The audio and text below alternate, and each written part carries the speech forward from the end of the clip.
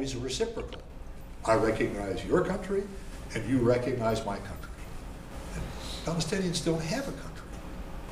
So when you keep shrieking and bellowing in this country about the importance of recognition, you're ignoring every definition of what that word means. Try something else on for size. I was an international election observer in Gaza in 2006 when they had their parliamentary elections. And all of the observers were there, and there were a lot of us, said it was a free and fair democratic election. But look what those Palestinians did. They elected people that we didn't want to have elected. Free and fair democratic election, that's what you Americans wanted. Yes, but they elected the wrong people. And how silly do you look after that? Pushing, see, one of the key, I don't know what your field of study is, but I think that one of the key elements required for a functioning democracy is that the participants in the process recognize the possibility and accept it that they might lose. Damn, gotta wait 2 more years, whatever it is. So we finally had a free and fair democratic election and rejected the results. And that makes us look,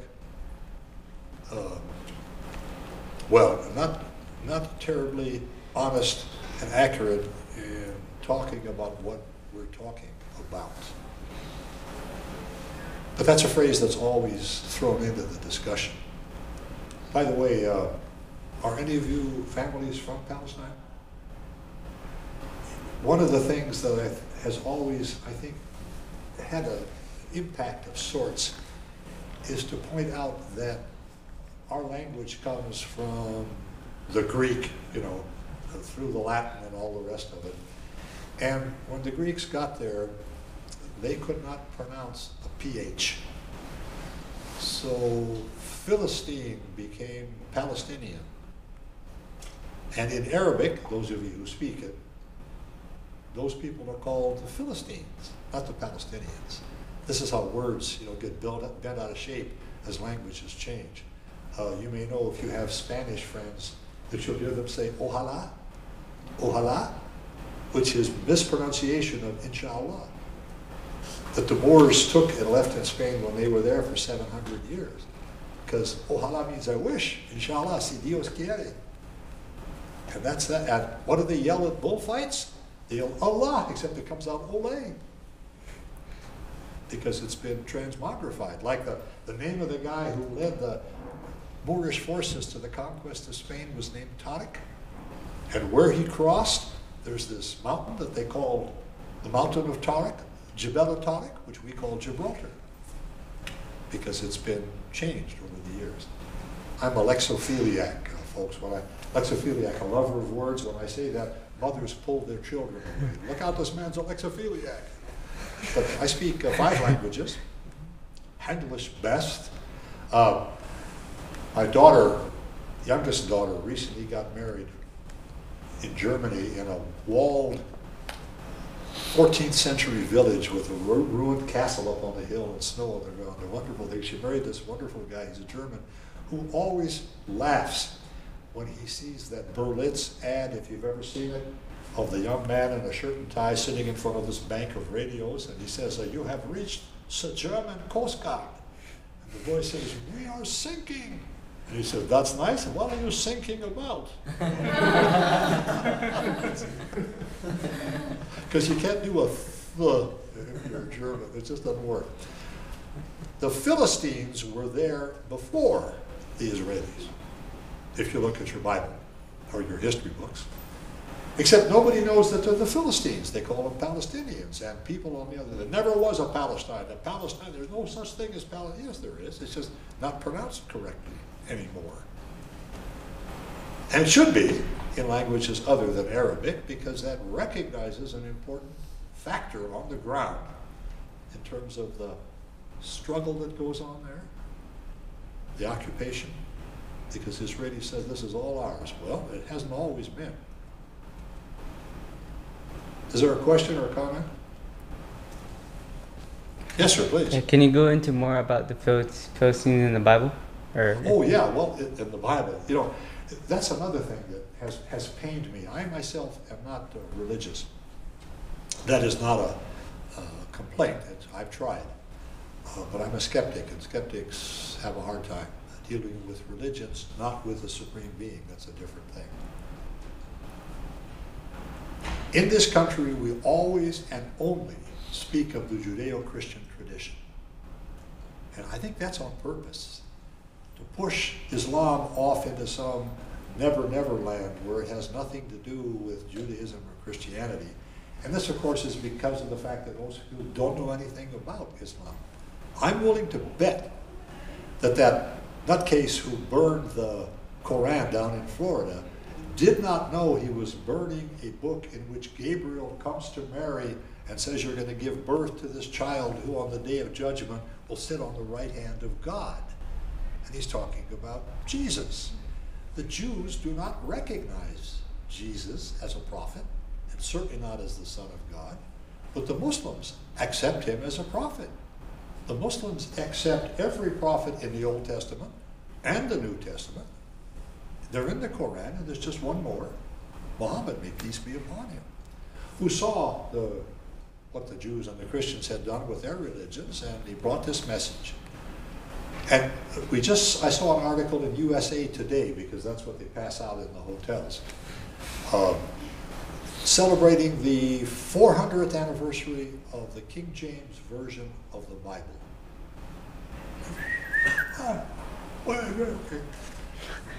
And one of these people says, the glory of the King James Version is that so many of the phrases in it we now use in English. Excuse me, sir, it was written by Englishmen. Why would you be surprised that there's some phrases in there that we use? That's where it came from, English. That's what it came out of, English. So of course we use the same phrases. And even though we all know that the King James Version was inspired by God, so that the guy sat there, and wrote, what was that? Oh, okay, let's cross that out, put this word in. The advantage that the Koran has is it's written in a living language. Even so, there are people who disagree exactly what that phrase means, because that's what language is all about. But the Bible has gone through so many rewrites that no one is exactly sure what it is that was said in the beginning. So the young monk goes to the monastery to copy out and make illuminated, Bibles. And he says to the abbot, I'm copying a copy. Are we sure this is he said, we got the originals in the basement. He said, no, I just wondered. So the abbot goes away and he comes back and his face is white and he says, the word is celebrate, not celebrate. No smiles. Okay, well, I guess I went right past you. I thought that was kind of amusing in a way. They don't know anything about the Koran, really, except that it's vile and indecent and unsanitary and the rest of it. And they've never read it, and they've never had anybody explain it to them, because they know that it's totally separate. But there are more linkages between Christianity and Islam than there are between Christianity and Judaism, really, because the principal pillar of Christianity is Jesus, the Son of God, who is not recognized as anything by the Jews and is accepted as a prophet by the Muslims. That's something that you could use to explain things to people. But Muslims have been caught up in a wave of antagonism, apathy, and biased talkings and teachings, which an awful lot of Americans have accepted as being truthful explanations of what Islam is all about and what the people who are adherents to Islam are all about. And this is awfully hard to correct, because the propaganda has been flowing for a long time, long before 9/11. And you take a look at a country like Iraq, which some of you may know was an ally of ours when it was fighting Iran. The United States, in what they call the Iran-Iraq War, we backed and supported Saddam Hussein because we correctly perceived that Iran was a bigger threat to our interests in the region than Iraq was. At exactly the same time, Israel was involved in supporting Iran because the Israelis saw Iraq as a bigger threat to their interests than Iran was. This is how Iran-gate came about, if you remember. Well, okay. and Saddam Hussein was a good guy, essentially, until he invaded Kuwait. And then he trod upon our interests again, and the relationship changed rather dramatically. It's useful in this context to remember that what we now call Kuwait was part of Iraq until the British imperialists sliced it off and made it a separate country, in living memory.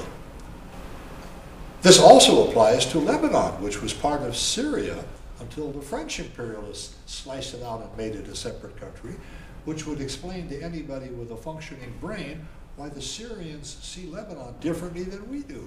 Hey, that used to be ours.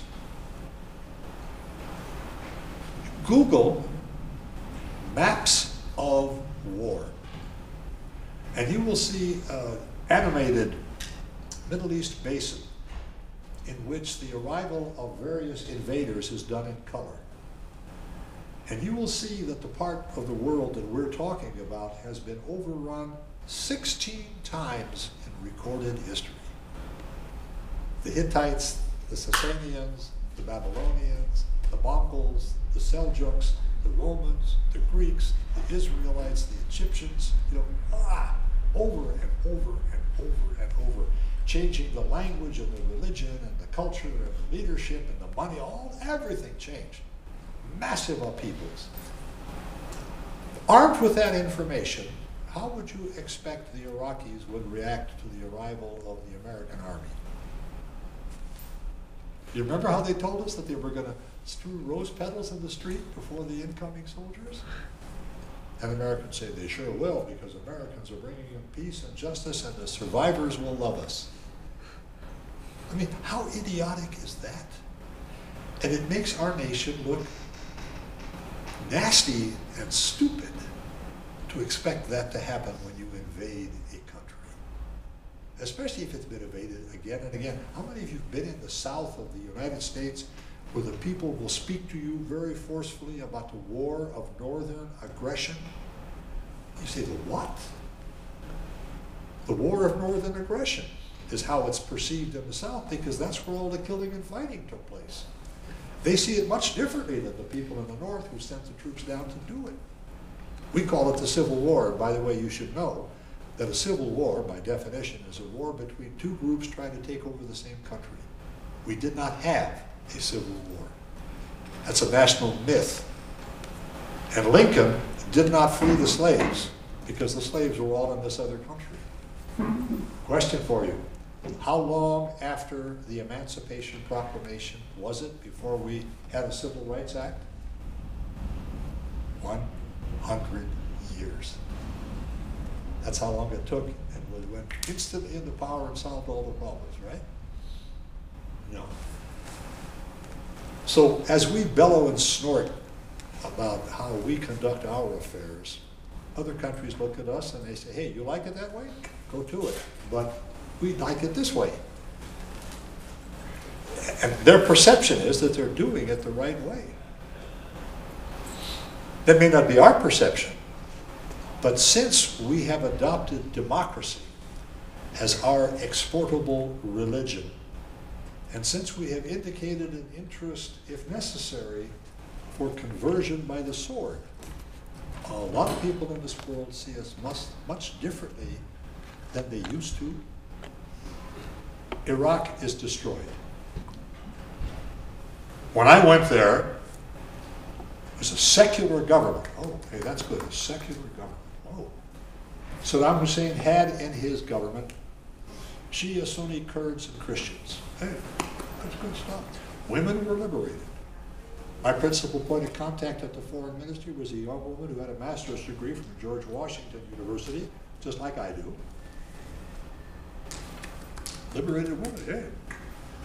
Wonderful economic situation, one of the highest qualities of life and standards of living in the entire Middle East, because it was a very rich socialist government, schools, housing, education, electricity, roads, all of this, and willing and able to stand in the path of possible Iranian expansion.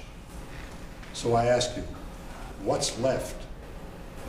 Secular, women are going to be booming economy, stand in the path of, we've destroyed that place. And it ain't over yet. And then it slops over into Afghanistan, a country which we are going to bring into the 17th century, although it may take us a while to do it. And then it spills over into Pakistan. By the way, in case anybody ever does what I hear sometimes, what about these silly countries called stands? What the hell's a stand? Oh, I said, well, you can get that answer in England or Greenland, or Ireland, because that's what it means, guys. Oh, okay, didn't know that. Yeah, it's clear. We look like hostile, closed-minded enemies of everything that a lot of important countries in this world stand for. And that distresses me. Here's Afghanistan. Does democracy work for us? You remember what Winston Churchill said? You know who he was? Winston Churchill said, and I quote, "Democracy is the worst form of government ever devised by man, but it's much better than any other form of government ever devised by man."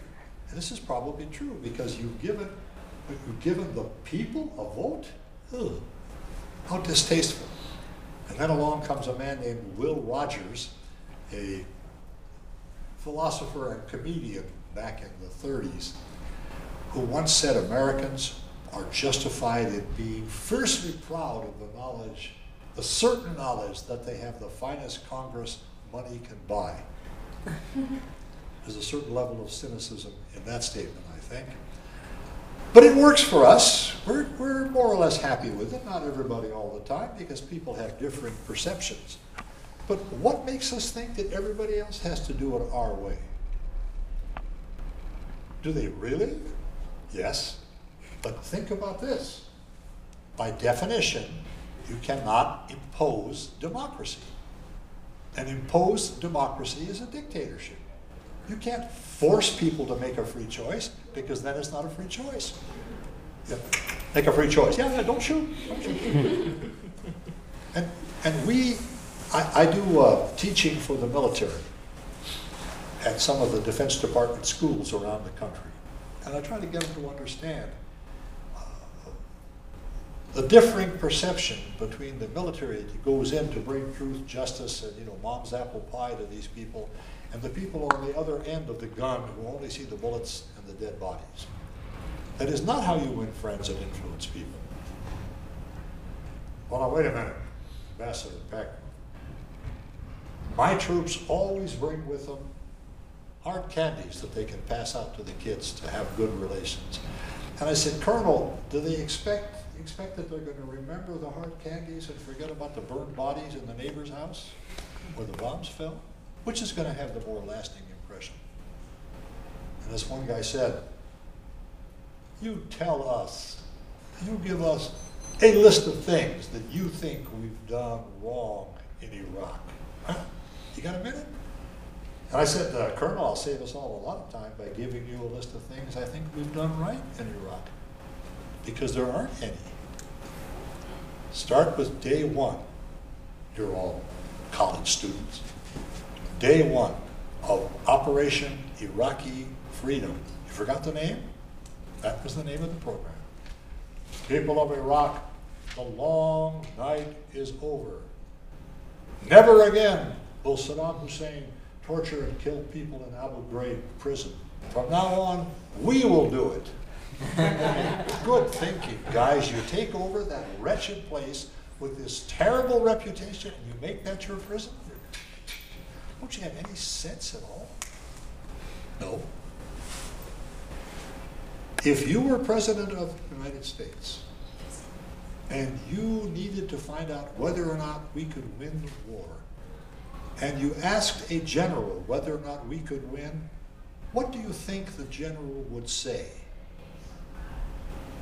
Yes. He's not going to say, no, we can't, is he? Now, all these other guys before me, they couldn't do it, but I can. I will win that war for you. You don't want to ask a general political questions because he's not a politician, he's a general. He's going to lead the troops into combat. Okay, back more to Israel, Palestine. How many of you have ever heard of a group called Breaking the Silence? Breaking the Silence is the Israeli Army's Alcoholics Anonymous for soldiers who have suddenly realized what it is that they've been doing and stand up and talk about it. The founder, I've met him, big, tall guy, could be a defensive end in pro football. Wears a yarmulke, has a beard, is an Orthodox Jew. He said, I was a sniper in Hebron. And at night, I was up on top of the building with the sandbags, and if something moved, I shot it. Hey, it was a good shot, Marsh. You got him. Who was it? What were they doing? Was it a child going to get medicine for her sick father? I mean, you know, just doesn't matter. And he said, I suddenly realized, my God, I've become a monster. And other Israeli soldiers, you can Google this and see some of these guys tell their stories. They are considered to be enemies of the state. Because it's a deforming thing to be sent out to kill people, especially when you know that they're vermin and you don't have to pay any attention to them. One of the most frightening things I saw early on in the Afghan invasion was this young American soldier right off the recruiting poster, you know, square jaw, blue eyes, snub nose, crew cut. And he said, I came here to punish these people who carried out 9/11. In this little village in Afghanistan, they don't know what the hell America is or where it is. They never heard of 9/11. But they're the people you can reach, so you kill them. And Americans are not hated and detested, but our policies are loathed. Because we are the ones who are permitting our country to do these dreadful things to people who've never done anything to us. Questions, comments? Okay. The Palestinian people have been under the gun now for a long time, and we have always spent a lot of time talking about the horrors of living in Iraq or Iran or Egypt. The people in Palestine would love to have the freedoms that the people had in Egypt. There were no checkpoints in Egypt. Think about a checkpoint. Here's a man who lives in Ramallah, and he wants to visit his mother in Jenin. And in Ramallah, he's in Palestine. That's under the control of the Palestinian Authority. To leave Ramallah, he has to go through a checkpoint, which may take him as much as an hour. So he leaves Palestine, and he spends an hour going through the checkpoint, and when he comes out the other side, he's in Palestine. So what is the security aspect here? And then when he gets to Jenin, he has to go from outside Palestine into Palestine through a checkpoint. And in the reverse coming the other way. What's the security aspect of this? He's in Palestine. He's still in Palestine.